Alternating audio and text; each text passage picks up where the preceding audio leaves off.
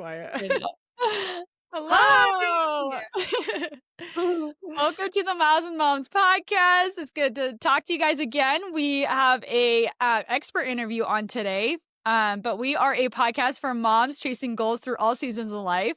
My name is Shanna. I'm Olivia. And then we have our guest over here. I'm Jackie. And she Hi. is a registered dietitian nutritionist. Either way, you can add Okay. the nutritionist part if you want to. That's what most people resonate with. So that's kind of why we added it on. So RDN or RD, either way. Yeah. And there's quite a bit of a difference between the two, right? Like one requires quite a bit of schooling and the other one's a certification, right? If you're just a nutritionist, right? So the most important part of the wording there is a registered dietitian. If someone's a registered dietitian, you know, they've gone to, you know, a few years of schooling for nutrition. Yep. Yeah. I'm so glad you clarified that. Yes. I just like to make sure that you get to own that registered part because that is a lot of dedication on your end. So, yes, much appreciated. For sure. Well, we are here to bring you guys training tips, mom and expert interviews, and the kind of best friend banter that makes you feel like you are on a run with us. Whether it's your first 5K, your next marathon, or a stroller tempo, we've got your miles and your sanity. Since we're building a new platform, we'd really appreciate it if you can rate, subscribe, and share our podcast with another fellow mama.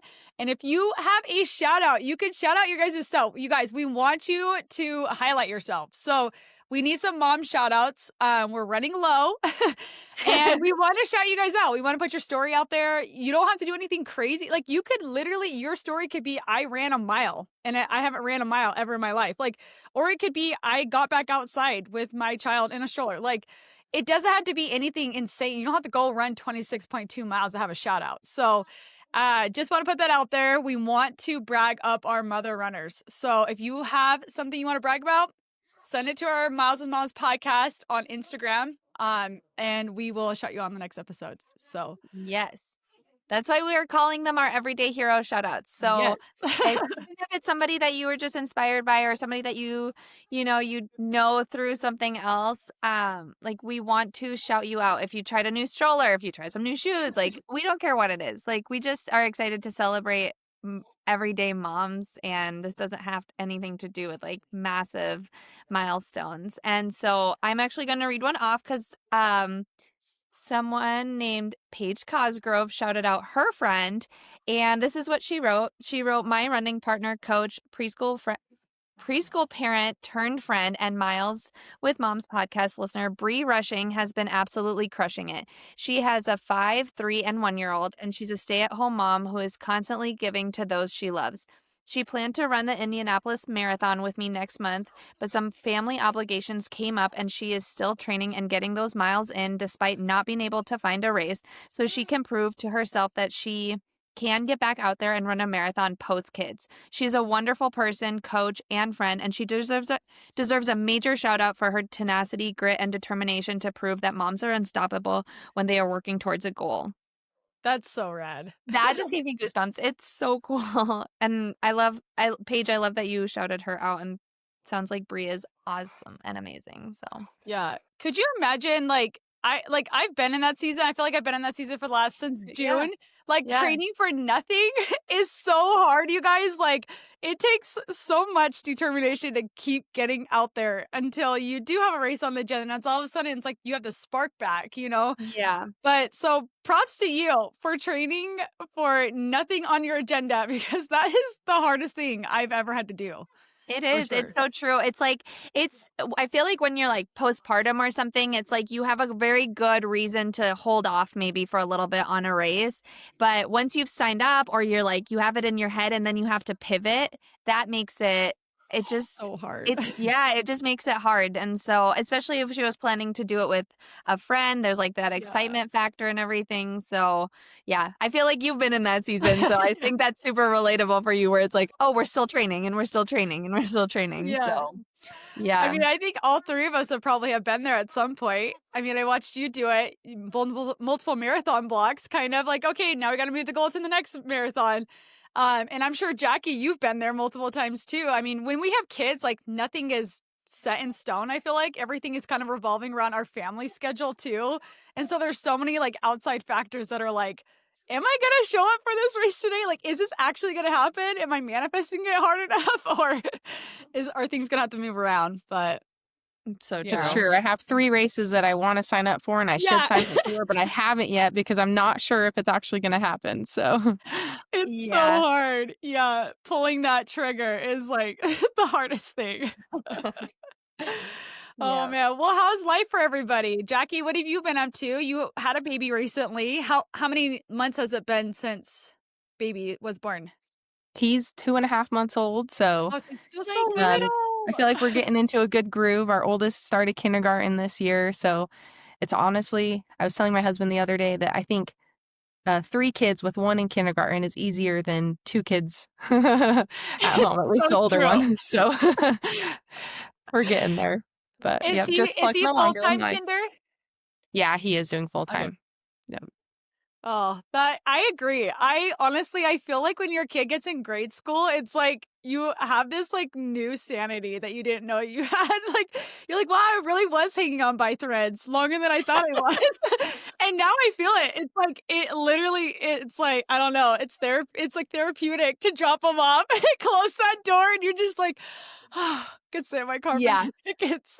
It's like you know that they also are having a great Yes. time. I think that's like peace of mind, you know? It's not like, oh, they have to go do math. They're like excited about it, like, you know, and I think that's huge. And then also kids thrive on routine. And so it's like after experiencing summer and you can just feel that they need to go do something, like I think that has been such a game changer of like, oh, they're thriving because we're on a routine. And I like routine too, so that helps. Yeah. Absolutely. But it's really hard to have a routine with little kids that It It is. are at home unless you have to be somewhere, right? Yeah. Yes, that's so true. And that 2.5-month old, like you're not sleep training. You're just trying to get into a groove of like getting to know the new person in your home, you know? It's So true. It's true. yeah. How has your sleep been with the baby? Has your baby It been was pretty good? terrible for about 2 months. He has Oh, reflux, so he was waking up every like 60 to 90 minutes or so. So that was rough. But oh in the my last 2 God. weeks, he's turned a corner. So knock on wood that it lasts. He's been sleeping till like 4 or 5 in the morning, which gives me a much longer stretch of sleep. So we'll Oh take it. my gosh. That's good. Well, That's so you're amazing. Seeing you get out there and run still, like when you can, is it honestly like it. All I can think about is when I saw you, Jackie. I think were you like 4 months pregnant at CIM when I ran it the first year? I was 10 weeks pregnant. So Okay, yeah, you weren't even 4 months Whoa. pregnant. Oh Yeah, my she ran CIM and she was like ahead of me, and she was wearing a hydration vest, and I remember just looking over at her. I was like, Whoa. "What the f is this?" I Like, didn't know you were I think that might be when I started following you, Jackie. I didn't know you were yeah, pregnant at CIM. That's wild. 'Cause she you was were postpartum. postpartum. well, You were like Yes. so crazy. the year before you ran, when I had the hydration vest, I ran 10 weeks pregnant. And then the next year I Okay, ran, and I was like 5 months postpartum. So Postpartum, yes. And I remember thinking like you were wild. crazy fast, like just setting a new bar for postpartum. Seriously. Yeah. I am glad that I did it. I don't have regrets because I just wanted to try one last time for an OTQ, and I was not close, but that's okay. But there's a reason Yeah. I'm not signing up for a marathon 5 months postpartum this time. So, Yeah. lessons learned. You're like, I'm Yeah. gonna let my body have the proper recovery it needs and deserves. Yeah, exactly. And just expectations, not having expectations that early on, I think is healthy. Yeah, for Yeah. sure. I think now it's also a different dynamic. More kids, more schedules to manage. Like, you know, it's so funny how each pregnancy, like your body does change. Like they are not identical. So getting to know your new body and like letting go some of those expectations, I think, because it's hard. I see sometimes like these moms thriving postpartum and they're able to do races and stuff. And I'm like, I would have never been able to do that. And I'm like, what was I doing wrong? And I mean, there was a lot of things I probably could have improved on, you know, but letting go of like expectations that especially that you set during pregnancy, you know, that's hard because like it's easy to sign up for races while you're pregnant, Yeah, True. it is. True. It is. You all of a sudden you're like, wait, why am I signed up for a race at 8 months postpartum or 8 months pregnant? I'm 8 months Yes. pregnant. What was I thinking? Yeah, so hopeful. So hopeful, yeah. A little delusional, but it's okay. Oh Oh, my well, how are you doing, Olivia? You are back training this week. I think we already Mhm, talked about that on the last episode, but mhm. how's everything feeling coming back? Good. I think the course really can change like your recovery, so like CIM, it was hard to take those 2 weeks off after, but definitely more necessary just because that first week you're spending so much time just recovering from the race. Yeah. Where last week I was so sore after CIM. And then I guess with Ogden, I was pretty sore too. There, like my quads and hamstrings were like on fire after that. But I really was excited to take the 2 weeks off for that. But then this time around, I was sore for a day and then very fatigued. But the week went by so fast. I was solo last week, so I was just like in mom mode and like trying Yeah. to have everybody be normal. And my kids were like still struggling from the fact that I had left. So last week just flew by. So this week has just been so nice. Like get back in routine, get to know my legs a little bit again, like, because they feel so weird. And yeah, it's just good. I feel like I just need that. I just, yeah, I just love the structure that running gives me. No matter what time of the day I do it, just like that time that I'm like, oh, I took this and, like slowing things down a little bit feels really good. And yeah, it just kind of reminds you like how much progress you make during a marathon block. So true. Yeah. Yeah, because I mean, today felt great. It was nice to Yeah. get out there early in the morning and stuff like that. So yeah, just excited to be back training. What about you? How you feeling? I actually feel really good this week. It's actually, I'm like afraid to say it. I feel like the more I say it out loud, the more I'm Mhm. gonna jinx myself.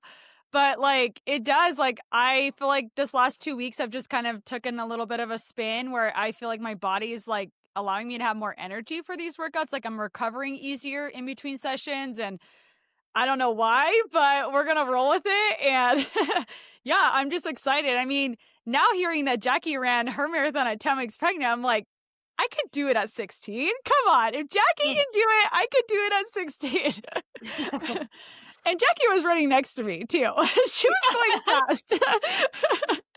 Yeah. Oh, you'll be um, fine. You'll be totally fine. Your workouts have been faster than any workout I did before CIM when I was pregnant. So Oh, well, thank you for making me hopeful. But yeah, it's just crazy because, like, when you never have ran during a pregnancy, like this, at least, like this kind of training, you're just like constantly like in your head. I don't know if you were ever like that with your first, Jackie, but like, I'm like every day, I'm like, can I do this? Why is my coach assigning this? And it's all effort based. So it's not like it's even pace like based at this point, but it still like intimidates me. I'm like, can I finish that? Like, but I mean, our bodies surprise us every time. And it's just crazy. And it feels like such a blessing to like be still training like this, at this point in my pregnancy. So totally. It totally yeah. is a blessing. And like you said with on Instagram with like your previous pregnancies, every pregnancy hasn't been that way.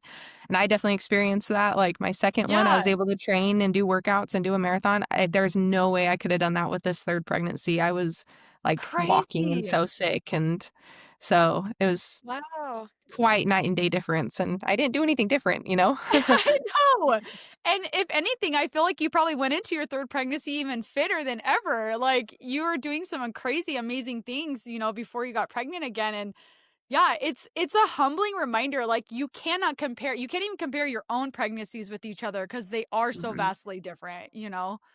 Yep, exactly. Well, cool. Well, we're gonna roll into Jackie's bio. It's gonna be in her voice, so just a heads up on that. But I'm excited to dive into this topic because we have quite a bit of questions to go through. So we'll see how much we can cram in. Okay, so she says, I am a registered dietitian and run coach with a master's of public health from Utah State University. I live in beautiful Cache Valley, Utah, with my husband and 3 little boys. My purpose and passion as a registered dietitian is to help you achieve your athletic potential through proper fueling and nutrition. I focus on intuitive eating principles to help you develop a healthier relationship with food and your body. I am a firm believer that when we learn to respect our body enough to fuel it properly and gain a healthy relationship with food and ourselves, we are better able to reach our potential and our long-term performance as endurance athletes. By learning to do this myself, I have been able to find personal success and achievement with my own running goals. Gaining a healthy relationship with food and my body has helped and made me hopeful and excited to see what the future holds with my own running career.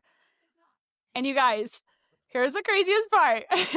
She is a 2:42 marathoner, and you got that at Boston, right? Oh my gosh. No, the 242 was St. George, and then I did a Okay. 243 in Indianapolis and then 245 at Boston. So Wow. Regardless, like this Yeah. woman is so flippin' fast. It's like it blows my mind, like just how impressive you are to me. And she has a 1:14 half. So she Oh my is speedy. She is fast. She not only has the experience as a runner, but she has the experience as a registered dietitian. And um, how Jackie came to be in my life was that I actually finished CIM. That was my first marathon, and I ended up in the med tent because I was sodium deficient. And I remember reaching out to Jackie and be like, what am I doing wrong? Like, what am I doing wrong? And I took her course and I was dumbfounded at how little of carbs and sodium I intaked on my first marathon and just how much more room I had to grow in that field, in that department. And you have educated me in so many ways through your post, through just continually putting out information out there to runners that we don't have to be carb deficient, that actually that is a detriment to our potential, to our performance. And so I'm just excited for runners to be able to hear what you have to teach them on this episode, because I think there's still a very big gap of misinformation where, you know, a lot of runners they're kind of like honing into, especially endurance-based runners, right, is kind of mainly what we're focusing on. These are runners that are going in, they're like, oh, well, I'm taking two gels per hour, so I'm getting enough. And that was me. And I wasn't. When I did the math, I added it up for my personal body's needs. I was like only reaching half of what I should be intaking. And so that was just like a mind-boggling experience for me. But yeah, hopefully we can help like train other people to see it from your lens. totally. Yeah. And I appreciate you always giving everything in very bite-sized information, because I feel like too much, like it'll get lost, and sometimes it seems like it's only for people who run fast, and like I feel like that's a lot of the information that's out there sometimes, and you deliver everything that this is for every runner, like anybody who is an endurance athlete. And like I appreciate that so much, because I think especially with how fast we're consuming information, it can be a lot, you know. And I think a lot gets lost in translation. So yeah, it's crazy to think about what you intook on that marathon, and like your body was probably just like, feed me, you know. Well, Jackie, can you do you want to share some of your own journey with nutrition and running, and how it came to be that this is the path that you started on?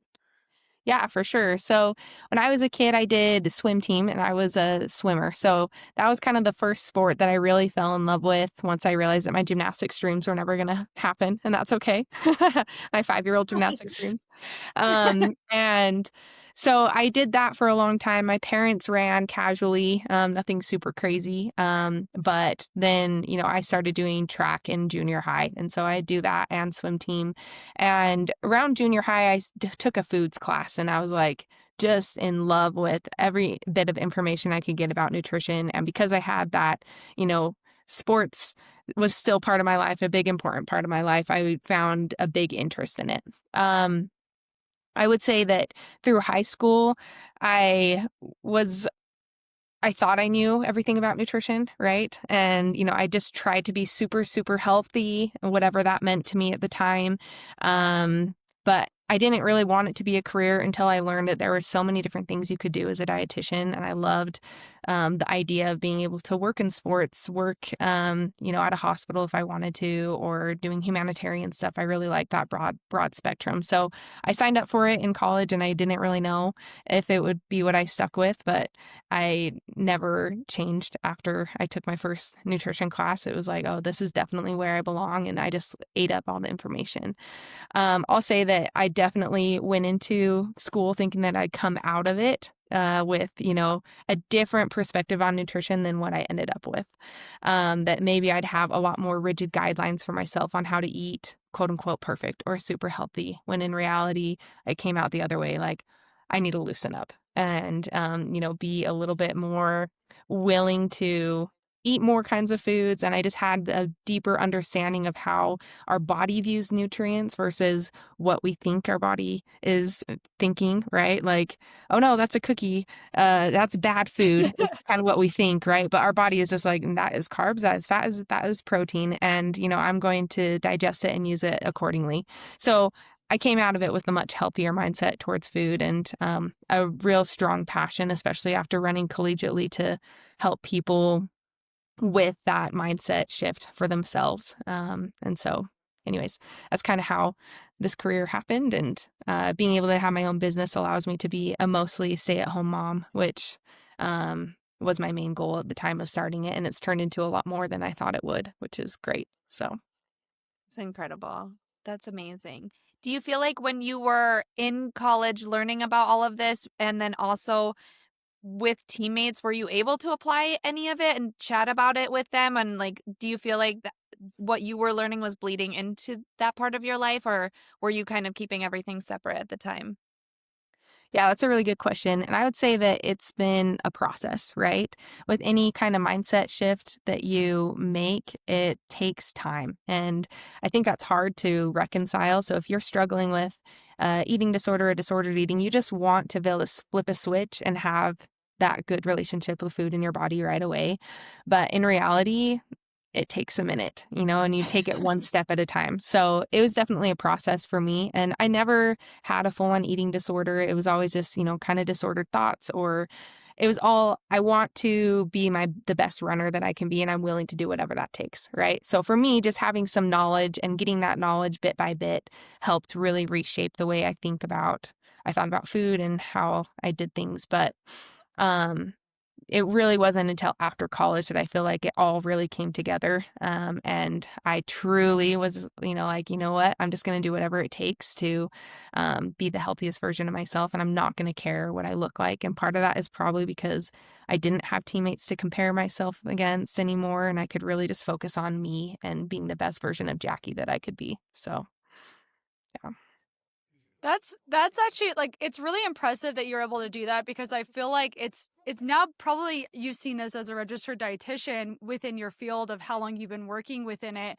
Have you seen like a major shift in I guess endurance runners recognizing that they do need more, versus in the past where it was kind of pushed like skinnier is faster? Now I feel like what's being pushed, the narrative is very vastly shifting, where a lot more people are talking about fueling needs for performance, and that it's not aesthetics anymore that gets you there, but it's actually what, like, you feed yourself like an athlete, you're gonna perform like an athlete, have you seen that shift within the last several years, like in your career field? And I'm curious just to hear like what that's like now as an athlete competing in the sport versus when you were in college, because that's two different timetables.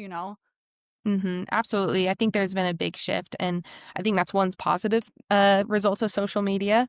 There's negatives and positives, but this is definitely a positive that message is being spread more. I would say that the social media aspect has helped a lot in the last little bit, and then also just new research. And there's a lot of research on relative energy deficiency in sport that, was talked about on podcasts, talked about on social posts, that really didn't even, the very beginnings of it came out in like 2014. And I feel like it even took a few years for people to really see it and read it and understand what that meant for both men and for women, and to see that, oh, wow, there's like concrete data out there that says that not eating enough is not helpful for your performance, right? So I was really fortunate in college to have great coaches that were very, they'd sit us down before our cross country season and say, we need to eat, right? And we need to talk through any kind of just body image stuff that you guys are dealing with. This is not okay. And so I did have a good foundation, but really knowing like, what does that mean? What does it actually mean to eat enough is a whole nother, Yeah. conversation. And so, anyways, but I think that knowing that even you have to have some sort of gel is better than, what my mom did when she ran her first marathon. She didn't even know, what to do. She barely took any water during her first marathon, but you at least had, 2 gels, and it wasn't nearly Yes. enough, but you at least had something, right? So I think that, the education that is out there, it at least helps people understand that you have to have something. Yeah. I love that. I love that mentality and I feel like you always approach your athletes like this or your clients like this, where you're not an all or nothing type person. I think that's why you are so relatable and so easy to work with, is because you meet them where they're at. And you're just like, hey, we're going to build the baby steps to make this a life change, not just a temporal season change. And I've noticed that even within myself, like obviously I didn't go from like 35 carbs an hour to 75 plus carbs an hour overnight. Like it took a lot of not only just physical but mental processing, because when you see other athletes out there that are running or shooting for the similar times and they're also underfueled, you think, oh, well, am I just not tough enough? Like, do I need to eat a Thanksgiving dinner to be just as good as them, And it's not true. Like, everybody's different. And imagine how much they probably could perform even better, or even long term, right? Like, I've even seen some people go through a lot of injuries, stress fractures, things like that. So it's eventually caught up to them. And it's like, at what cost is it worth eating less? I don't know.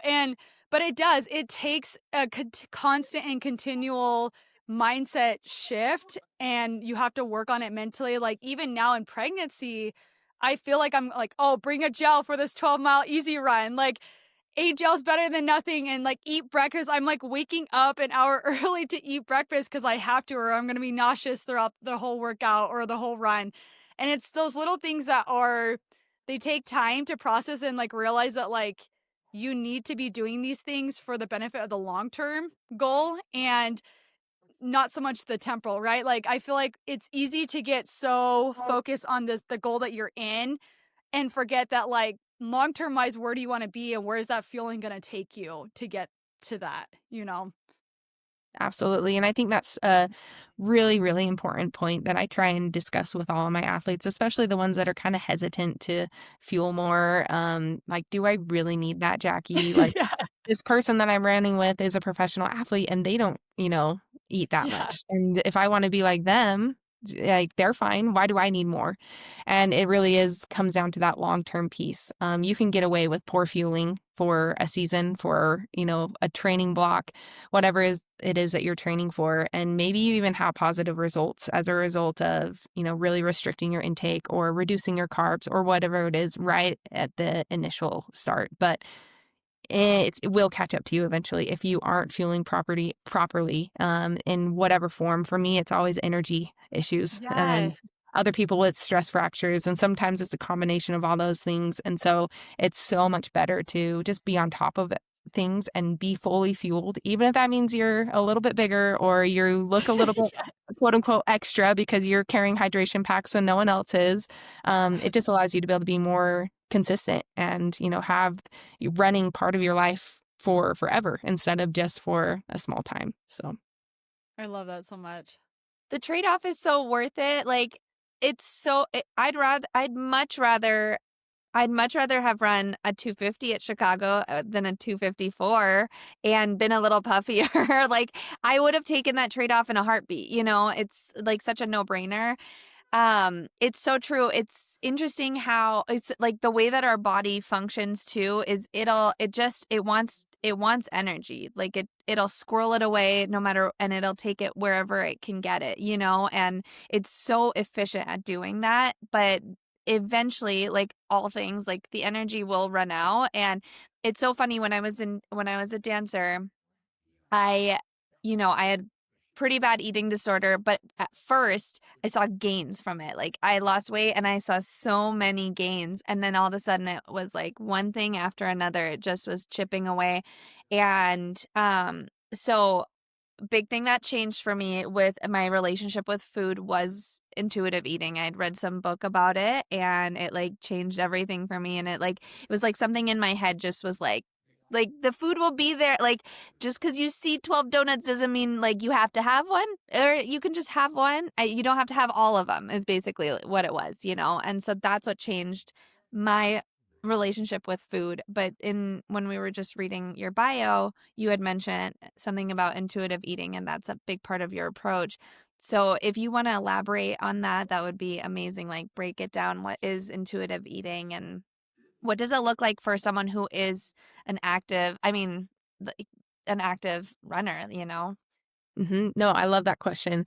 So intuitive eating is theory of, maybe different principles that you can apply to your nutrition to help you be able to have a healthy relationship with food in your body. That was created by two dietitians back in the 90s. So it's been around for a long time.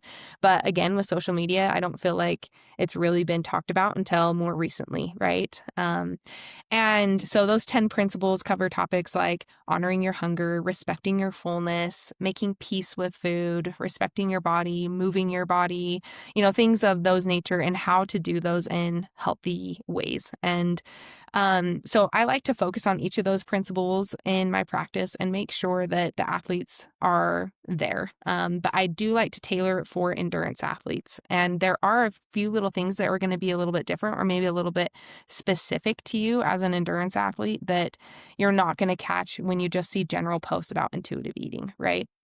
For example, the last principle in there, for example, is gentle nutrition, where you do need to have some semblance of, I need to put carrots on my plate every once in a while, even if I don't want vegetables, right? We do need to have some thought process there. But, as an athlete, that gentle nutrition piece is, okay, I have a long run tomorrow, so I'm going to have a lower fiber dinner the night before so that I'm not rushing to every porta potty that I can on my 20 miler. And so I'm going to be low on vegetables then, but I want to make sure and have vegetables. So later in the day, I'm going to add vegetables to my lunch and dinner after because I have a rest day the next day and I don't have to worry about that, right? So it's kind of knowing like when to focus on certain nutrients and, planning it out that way. In terms of hunger, we talk about different kinds of hunger that we experience, your biological hunger. And then we also talk a lot about practical hunger. And that practical hunger is more logical. Like, okay, I know I'm not hungry right now because I just finished a really hard and intense workout and no one feels like eating, pounding a cheeseburger right after you do a huge tempo run. It takes a minute, right, for your stomach to get there, but you need something to jumpstart that recovery. So what are those things that I can have to help me be able to eat? So intuitive eating is a lot more than just, oh, what do I want? I'm going to eat it whenever I want. Yes, it's part of that and giving yourself that freedom, but it's also knowing when to be smart about your food and how to make sure that your body is fully fueled and that you're respecting the needs of your body, especially as an athlete. I love that. I feel like that I feel like it simplifies it, because I feel like I kind of naturally already do that too, where I'm like, don't have the carrots, don't have the extra fiber the night before, especially a long run where your digestive system is going to be a little wonky because you're going to be taking in gels and things like that. But I think it just simplifies that. I think intuitive eating, I think especially with people that do come from like an eating disorder background, and I'm curious to hear your thoughts on this.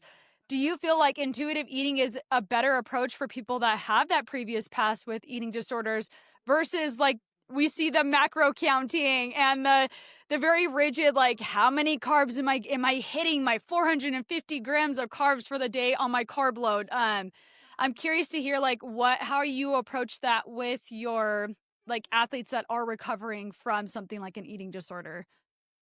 Yeah, so intuitive eating is always my gold standard of what I want people to get to because it just gives you so much more freedom Yeah. to be able to think and, act and do things other than focus on food, right? And once you know how to eat properly, then it's a lot easier to just kind of intuitively make those choices. But I also know that we have to meet people where they're at, right? And so someone that is coming out of the thick of an eating disorder, we don't just start with intuitive eating.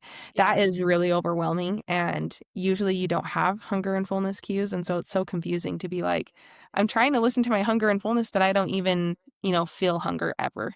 And so it's a step-by-step process. And so something like macro counting or calorie counting can actually be one of those steps towards intuitive eating, where maybe it gives you a different perspective on food of, okay, am I getting enough carbohydrates? And even that mindset shift can be totally different than always, being restrictive. And so I think those, calorie counting or macro counting, depending on where you're at, could be helpful tools for you, but I'd really encourage you to see it as a tool, right? To help Yeah. you get to the next place. And hopefully eventually you can get to a point where you can eat intuitively and be meeting your needs. I see this as really important to kind of see it as a step-by-step process with athletes too, because there are consequences if you aren't eating enough. And I see a lot of runners kind of assume that they're eating enough. And so sometimes we really do need to have that objective picture of where you're at. And, hold you accountable to getting the calories you need as you're upping your mileage so that you're not getting stress fractures all the time. So it really is kind of a person by person thing, but intuitive eating is kind of that gold standard. And you can weave the principles in even if you are macro counting, right? Even if you have to be a little bit more intentional. But it is kind of a step-by-step thing. I love that. It's such a great way for people to just learn to listen to their body, but also be smart about it. Yeah, it for me, it changed everything when I learned about it, and it helped me just understand that food is not the devil, and it's like this amazing thing. And like for me, counting macros is like I've been really bad at it, or like when I see like my husband like a couple years ago was like, you need to see a nutritionist, and I was like, I'm gonna lie to them the whole time, I'm not gonna do it. And because for me, like when I see numbers, I want to see them get smaller and smaller and smaller. Like Yeah. unfortunately, that's just how like my brain, that was how it was wired forever. And so with intuitive eating, it just helps like that relationship so much of like I am very like take it or leave it with things now versus like putting so much pressure on food to like be more than it is, and instead I get to enjoy food for exactly what it is and use it as fuel, which is honestly so much more fun. But um, the one time I like couldn't get it under wraps, I think, was when I was coming back postpartum, and like I didn't know my nutritional needs. And do you think that, can you elaborate on like how you approach, or how you approach either pregnant moms or postpartum moms, however you want to talk about it, but like how their nutritional needs change within that level of activity and how you go about that? Yeah, so I think, in terms of pregnancy and postpartum, things are wildly changing. And it honestly changes even when you're not pregnant and postpartum, too. Just, through a year, if you look at kind of that macro cycle of, okay, I'm going to do a marathon in the fall, you're not in peak marathon training the whole year, right? And so you really shouldn't be eating like you're in peak marathon training the whole year either. Those few weeks that you are, absolutely, we're going to pound the carbs and, you got to have a lot on your plate. But at the beginning of the year, let's say you're just doing some base training, you're at lower mileage, doing a little bit more strength, we would want to switch up the nutrients that you're having. So I think a lot of that is the same with pregnancy and postpartum. Where are you at with training?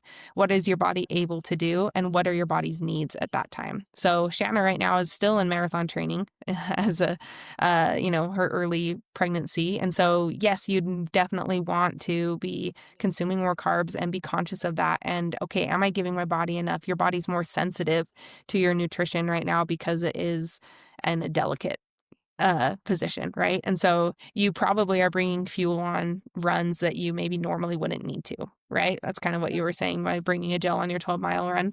I noticed the same thing for myself as well. And so just paying attention to those little details. You can't get away with as much. So just being more diligent about that pre-snack and that during, figuring out what works for you so that you have the energy to do it. Other times, when like you're sick, like I was with my last pregnancy, I was doing so much less than I was able to before. So, I just didn't need as much fuel to go on a brisk walk for an hour versus, an hour and a half run up the mountains like I was used to doing. And so, I definitely notice even shifts in like my cravings. But you can kind of manually do this. Okay, I probably don't need quite as many carbohydrates on my plate. Yes, you still need them. But let's maybe have more eggs versus, pancakes or waffles. Have that be the base. I need some more protein. I need some more fat, and kind of switch the ratio of the proteins, fats, and carbohydrate as your energy level or any energy output changes. And kind of the same postpartum too. Postpartum, you're going to be you're hungry because you're breastfeeding if you are breastfeeding. And your body is recovering from, whatever your birth gives you.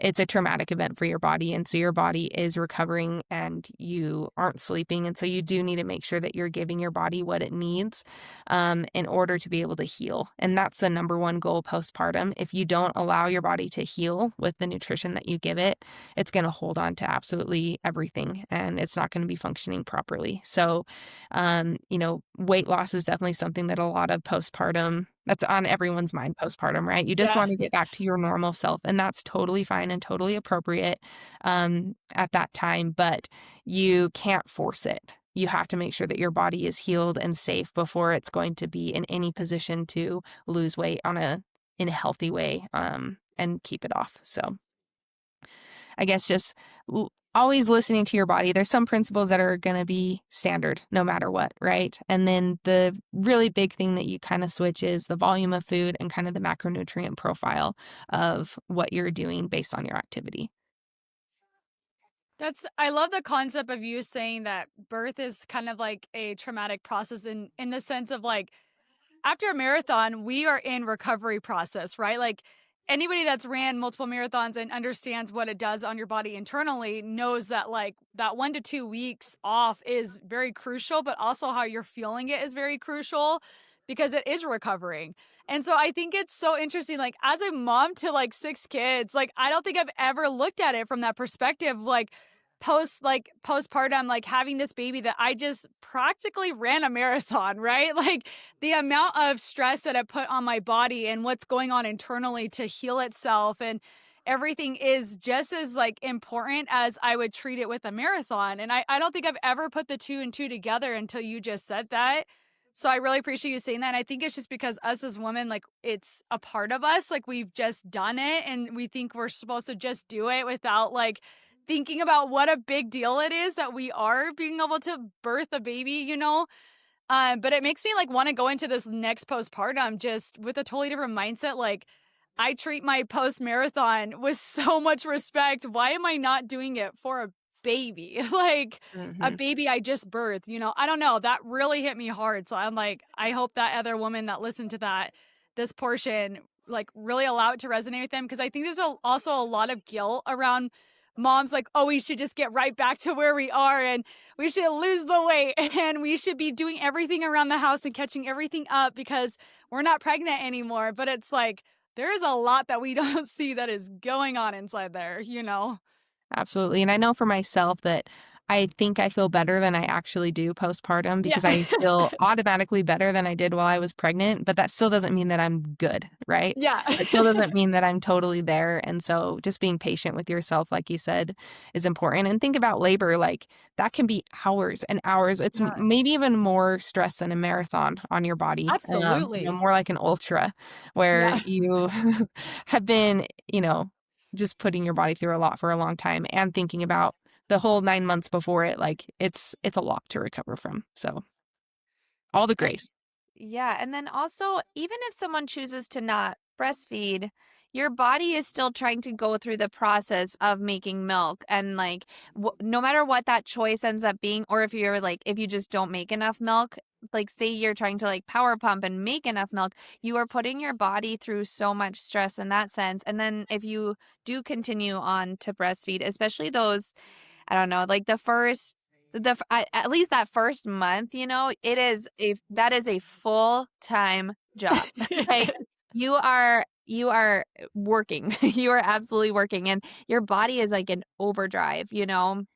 And I that was something that like I did not understand I had way more breastfeeding cravings, like, than I did It's so ever true. while pregnant, like, nothing compared to my hunger, and Yeah. then, and then you're, like, in a groove at 6 weeks, and then that's when you, like, start adding in activity again, and that would like, I see pictures of me now, and I was just pale. Like, I don't know if I added in activity, like, way too fast, but I definitely know I wasn't taking in enough because I was tired. I mean, it was crazy, but, like, I'm feeding this brand new baby, and your body is just working so hard. It's trying to recover, and, how do you how do you handle postpartum moms with their nutritional demands, especially in those first few weeks? Are you, like, looking at getting to a certain calorie goal so that because, they say, like, "Oh, it burns 500 calories a day," or whatever.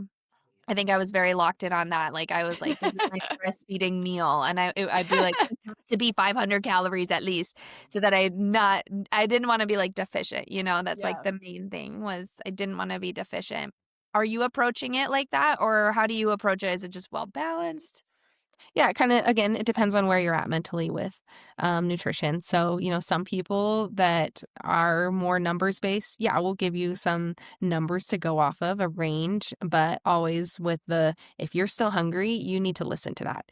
I don't want Mhm. you going to bed hungry, because that's a sign your body is screaming at you, I don't have enough, right? So maybe it is more than 500 calories that you need, and that's okay because it's really hard to quantify the amount of energy your body needs for recovery, and exactly how much your baby is having. That 500 is such a arbitrary general number, right?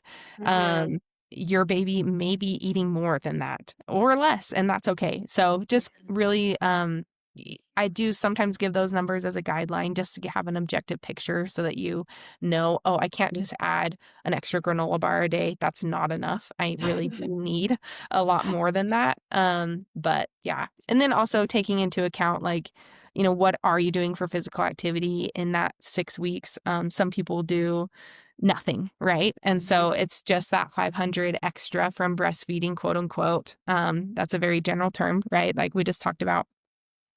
Um, and so maybe you are still eating less than maybe what your quote unquote normal is, depending on what your physical activity is. But if you are doing some form of physical activity and breastfeeding on top of it, then that's more, right? And so Mhm. it's really just kind of, it may feel like a lot for some people, it may feel normal for other people, and it may still feel like, oh, I'm just not as hungry as usual for others, even though your body is going through a lot. I don't know if that makes any Mhm. sense, but It does. I love that. I think that what you're also saying is it's very individualized. So, like, you can give broad spectrum information, but at the end of the day, if people want to have, like, the ultimate well, I mean, whether you're pregnant, postpartum, or any of it, if you're just trying to go after a goal, that this is very, very individualized. So if you want to have ultimate performance, you have to figure out what you're doing individually, and that just because someone else is doing something doesn't mean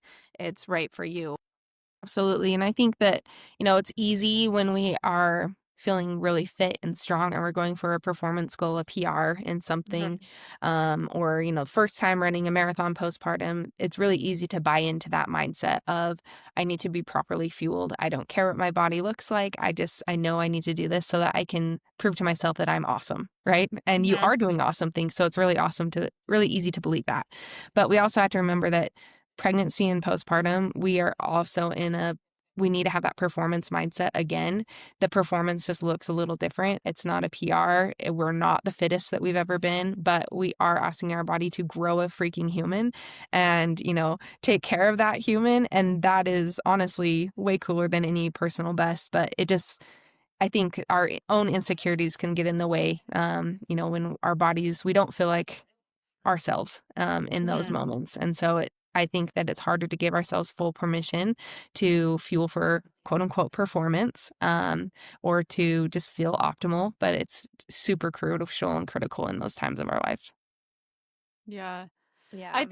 I think it's very, like, relieving for you to say too that not everybody needs like, some people need more than the 500 extra calories for breastfeeding, because I think For me, like, I'm a very number-driven person, and so when somebody tells me a number, I'm like, "Okay, shoot for that number," and then anything above or below is, like, not good enough. And so, for me, like, I probably would, if I am planning on coming back and running more miles and things like that, and it depends about, like, your type of style of living too, right? Are you on your feet constantly? Do you have a lot of kids that you tend to, so you're never sitting? Like, I could probably get 16K steps in half the day just with my 6 kids when I'm not training, you know? And so I really appreciate you saying that because I think there's sometimes a lot of pressure when we do come from, like, the diet culture where it's, like, very rigid with numbers, and they're like, "Oh, you just need this 3 to 500 calories," but for who? And who is being recommended that, and what is their physical activity? Because that does matter. And so I feel like it allows us permission to be able to eat more, like, that it's okay to eat more and it's good to eat more. I am curious, as far as, like, runners, like, helping them to, like, separate their worth from, like, their body size and their weight, like, what are some things that you help with your athletes to be able to do that, like, to work through that process? Because I don't know if you've ever grown up with this, Jackie, but I've heard the saying like, "Oh, you're a mid-distance runner. Oh, you look like an endurance runner." And it's it could be very, like, striking, like, as a young athlete to hear that because 'cause you're like, "Oh, are my thighs too shaped or are they bigger than the person that's the double size 0?" You know? I'm curious, like, how you help your athletes with their feeling, like, to separate their worth from their body size or their weight. Yep. Yeah, this is a very packed question. So I'll just unload a few thoughts and, everyone resonates with something different.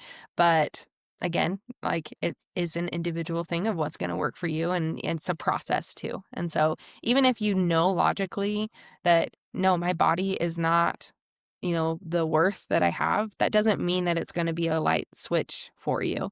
And there's a lot to unpack individually. And, for me, I even had to go to therapy to kind of understand how to like separate my worth from my running performance. And, that was tied into my body and stuff too. But like it's a big thing, a big topic. So when it comes to your body and your performance, I think the biggest help is to recognize that we are all trying to be the best versions of ourselves individually.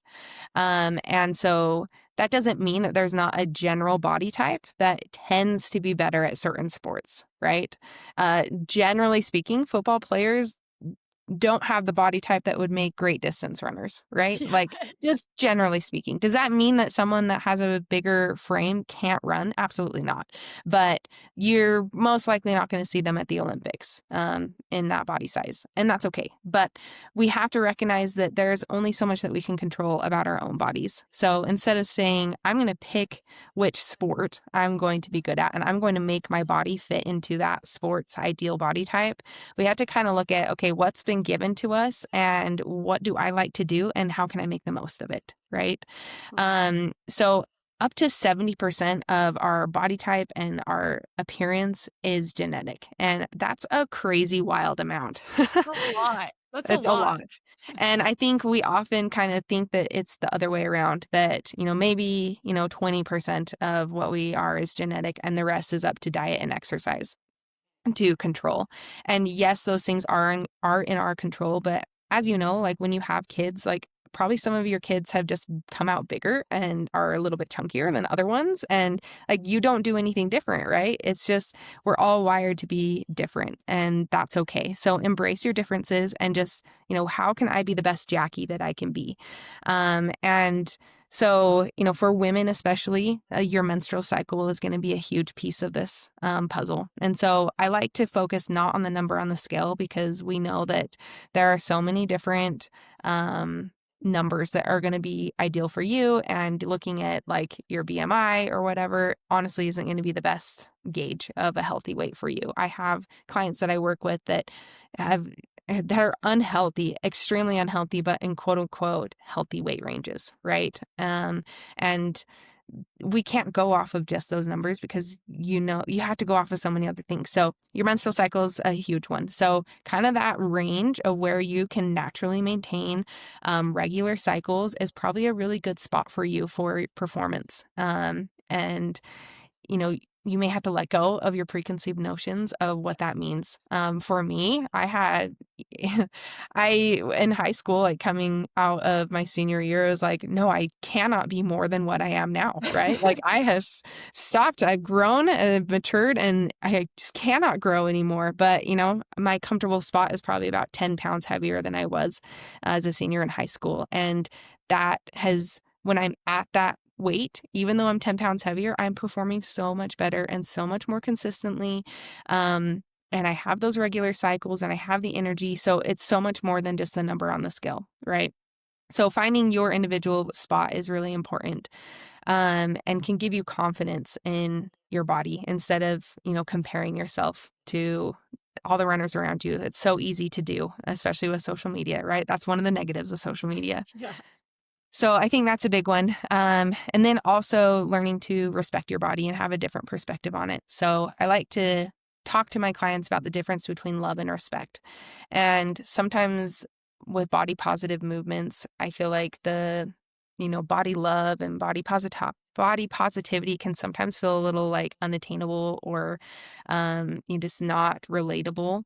And that is okay. Our goal isn't necessarily to love every part of our body. Eventually, if you're there, that's great. But the main goal is to respect it. So even though my thighs are bigger than I would prefer them to be, I'm just throwing something out there, I'm not going to worry about it, and I'm going to still fuel my body because I respect that these thighs are what carry me through my marathon miles and get me to where I need to go, right? And so you don't have to love every race photo that you get, but you can say, hey, this body, with the cellulite, with the, thunder thighs, with the, double chin, whatever it is that you're focused on, hyper focused on, that body took you to your main goal. And so really respecting your body enough to fuel it so that it can do what you want it to do. And focusing on what your body does versus what it looks like can be helpful too. So those are kind of a few main thoughts. And of course, there's so much more that you can individually unpack, but a few big ones. I love that you brought menstruation cycle into like helping you factor, because it's something that I feel like we could take for granted for us that have had a healthy menstrual cycle, because it's like the fluctuation of everything that goes on internally. And I think so many times I look at the menstruation cycle as like such a negative thing sometimes. I'm like, oh, it just has the worst timing possible, I feel like sometimes. But really truly it does tell us if we are at a healthy state or not for the most part. And so I love that that's something so simple I feel like people can grasp onto if they are curious, if they are getting enough or they're feeling like they're having enough. That's one really easy indication that I feel like often goes first, right? Right, exactly. Your body doesn't need to be making babies if it's in survival mode. So that's going crazy. to be the Yeah. first thing that shuts off. And I will add too that is really only a marker that you can use if you are not on birth control or an IUD. So just a heads up. But Yeah. It's so crazy because that one is like, it's such a big one, but I feel like it's not talked about, especially to younger athletes quite often. And it's such a, when you're younger, you're like happy to not have a period, right? Like, oh, something I don't have to deal with. I didn't get mine till I was 19. And when people are like, well, how did you not know you were pregnant? And they were like, you didn't have a period. And I was like, I honestly only had a period for maybe a year because I was on birth control. And then, it was like something that was never a regular thing in my life. And now it's like, it comes early sometimes and I'm like, haha, another month I was very healthy. But it's like, it really is such a reassurance thing because otherwise I would be worried, like if I wasn't eating enough, it would be probably the first indicator because I think just like my mind is super strong as far as like not feeling tired on workouts, not getting super sore. Like my body is not going to give me those red flags right away in that sense. But I know for a fact that my period, if it was to go away, that would be my first indication for like without a doubt, because that's what it did years and years ago. It always has, like no matter how unhealthy I was, or healthy I was. So yeah, crazy. I am curious. I want to kind of swap it real quick while we have a few more minutes left. We've had some questions about like speed blocks versus marathon training, half marathon training, that kind of endurance scene. I know you and I have talked a little bit about it when I was in my track season. I was kind of following along. I think you were working with Connor Mance, right, with his fueling stuff. And so I'm curious, like, what insights do you have with as far as like the two different seasons? We have a lot of people that are either ending their marathon season right now and they're getting ready to turn up like the 10Ks, 5Ks, things like that for their speed. How does fueling look differently for those two different, vastly different types of training? Sure, that's a great question. So I think probably the three main things that are going to change or have the potential to change, depending on how you are. Sorry, I have a sneeze. uh, Depending on how you are structuring your training, would be your overall calorie intake, your carbohydrate intake, and then your intra-run fueling. So if you're doing the 5K, 10K, and those are kind of your main workouts, you're probably not going to need very much of the intra-run fueling. You're not going to need it during your race unless you're going longer than an hour, and so that's not going to be a piece of the puzzle that you have to figure out. So you're really going to want to dial in that pre-workout fueling and the post-workout fueling, which is really important with marathons, of course, too.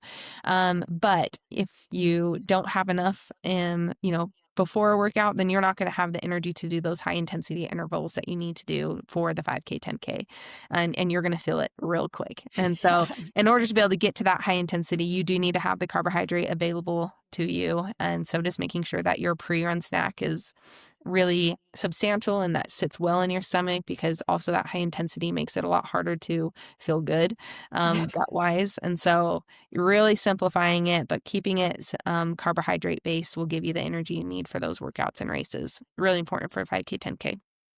As far as your overall carbohydrate intake and your overall calorie intake, it kind of depends on how you're using your 5K, 10K training. So if you're training professionally like Clayton Young, Connor Mance, or, if you're in college or high school, you're probably doing a really high volume of load anyways for that 5K, 10K, because this is your main focus, right? And so your calories and carbs are going to be pretty much just as high as they would be for a marathon. But if you are a marathoner and you're using a speed training block to like build speed for a marathon training block that's coming up, oftentimes those are a little bit lower mileage times, and maybe even like less structured. It just really depends on how you and your coach are, using the speed block.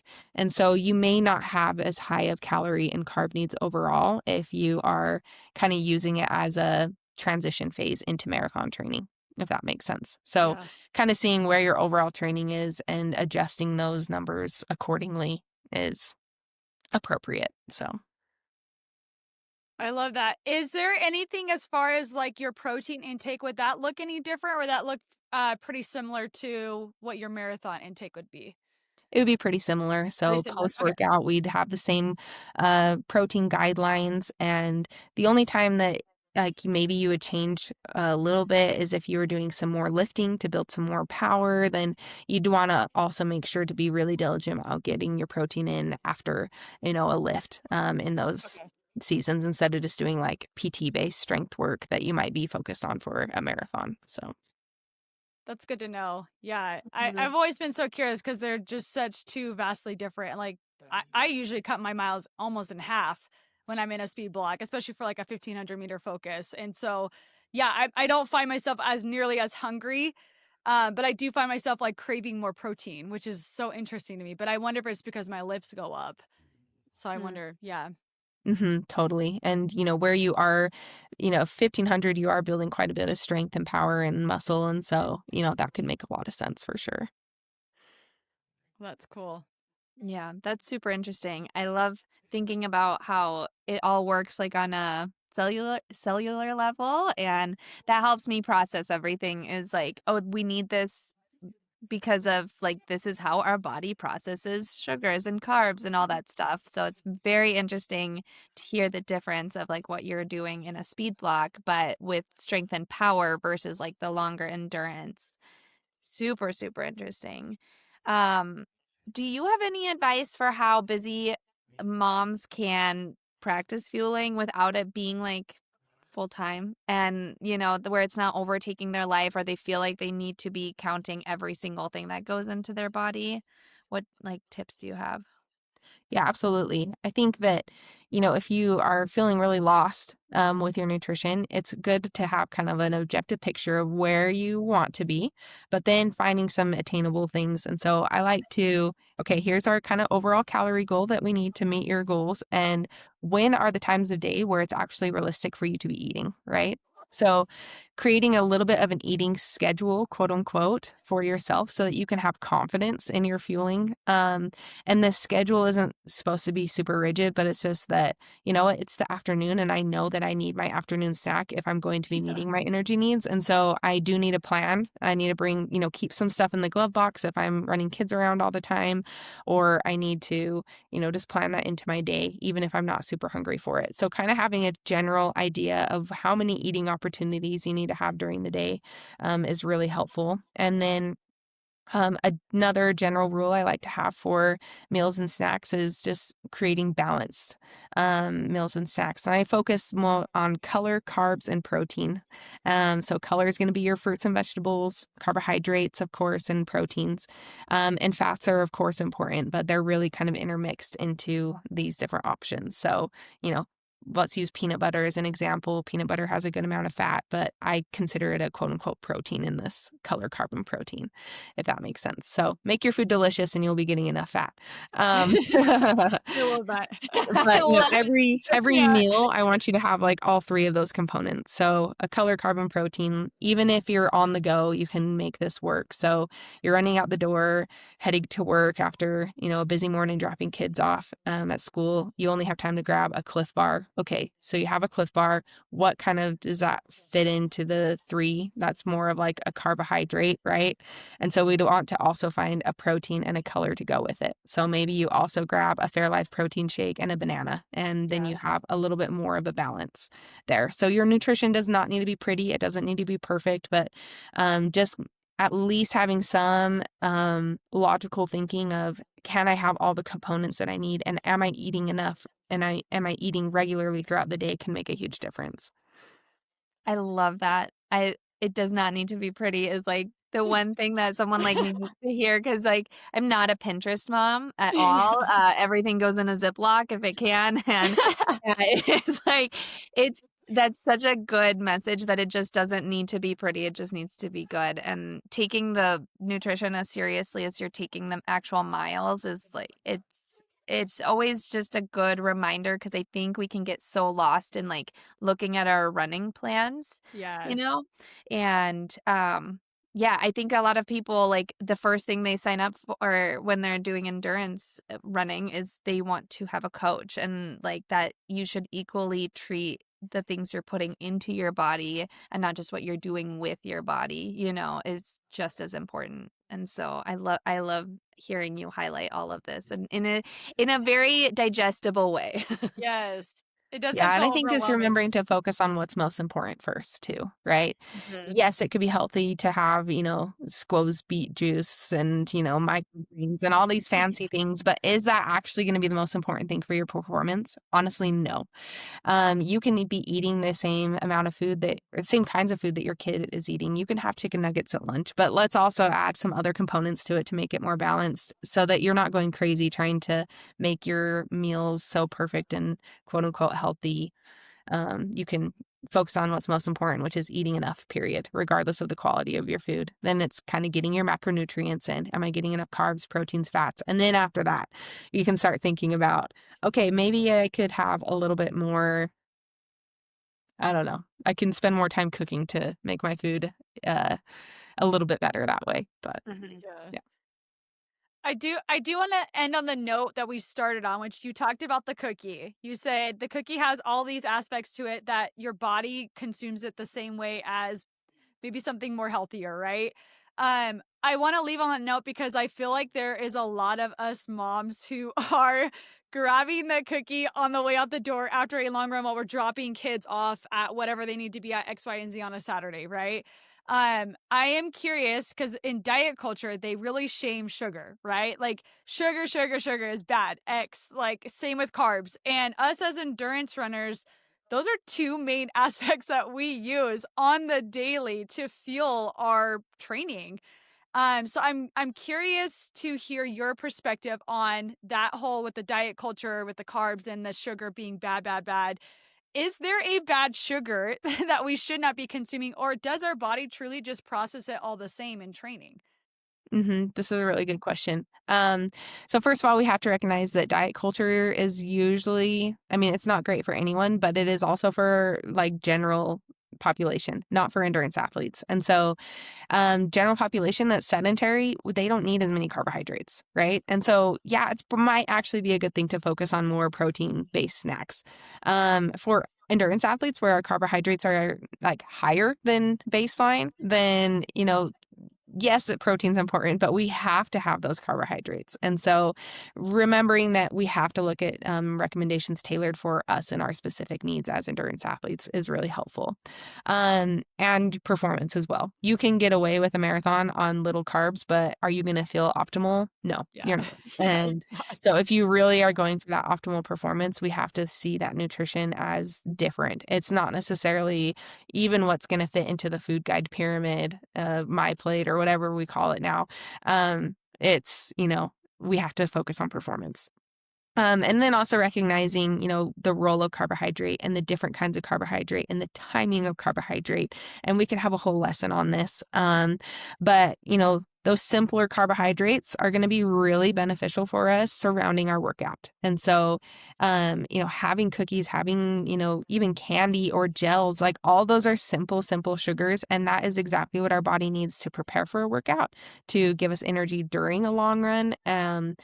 And to, fuel us afterwards. It's actually better to have that simple carbohydrate. So we can have all those kinds of foods in our diet all the time. And if we can try and time it in those parts of our day where our body is actually going to be utilizing the simple carbohydrate, then that's the optimal, right? And then throughout the rest of the day, having some more complex carbohydrate with fiber, like beans and whole grains and things. Of course, we want that in our day because we want to, be healthy humans and we want to feel good overall. If we were having cookies for our carbohydrates throughout the entire day, we wouldn't feel optimal either, right? And so kind of having that balance is really important. So if at all possible, focusing on the simple carbohydrates surrounding our workout, complex carbohydrates outside of it is good. But seeing all the food as equal, right? If you do Yes. have simple carbohydrates outside of that window, it doesn't make you a good or bad person or a good or bad runner. It's just your body was given simple carbohydrates and that's okay, right? So Yeah. kind of moving on from that and knowing that your body will adjust and it's really good at taking care of you.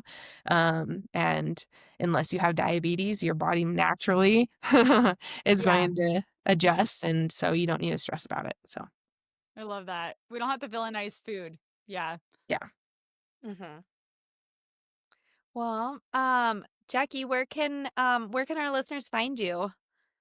Yeah, so I'm on Instagram. My handle is endura.nutrition, and Endura is spelled with 2 U's. Kind of weird, I know, but you can also just search Jackie Hendrickson and it'll come up. And I also have a website, endura.com, and you can contact me there. So those are kind of the 2 main places. Yeah, so if you need your registered dietitian advice or insights, she does have an amazing program. I've taken her program and it's awesome. It's very insightful. So it's definitely something if you have the opportunity to invest into it, it is game changer. I really truly do feel like it is. So Yep, there's a few different options. I have that course that you took, and that can be self-paced on your own. It's just online. And then I also have one-on-one sessions available too, if that's more your jam. So, love it. I love that. I think, yeah, I think if our listeners can take anything away, that you have given so many amazing little tips and tidbits and just reinforcing the messages that are out there, but that this is very much an individualized thing. So that, like a one-on-one with you might be very, very beneficial, especially if you are having any performance issues or don't want to plateau in your performance issues, because I think nutrition is like, Shanna's not just saying the course because you're sitting here. She tells me about it all the time. She seriously talks about it all the time and how much she learned from it, so yeah. Yeah. Well, thank you so much, Jackie, for hopping on here and giving us your time. Yeah, if you guys need to find her, go ahead and follow her on there. We'll also provide it in the show notes as well, I'm sure. So that'll all be in that information. And then when we drop the promoting of the episode, her tags will be in there as well. But thank you so much, Jackie. We really appreciate you just taking the time to be here. Of course, it was great. Thank you. Awesome. Well, thank you everybody that tuned in on this episode. As you know, we are still building this platform, so we would appreciate if you rate, subscribe, share this episode too. If you know anybody that is in the need of feeling advice or feeling recommendations or just feeling overwhelmed with the thought of how to start, this is a great episode that I really feel like is going to help anybody that is feeling like it can feel like a lot, but this very much is digestible. I love how Olivia said that. So yeah, send them this episode. If the more we can get the word out, I feel like the more we are able to change that scene for runners, especially endurance runners. And not just moms and not just women, men too. Yes. Everyone. I think that's a big thing. Especially men, because I feel like men they struggle with the gels on their races. Yeah. Have you noticed that, Jackie? Oh, for sure. There's a little bit more pride for those males. We all need help, that's for sure. Yes. Yeah. Well, thanks, ladies. Thank you. Good chat with you guys. Bye. Bye.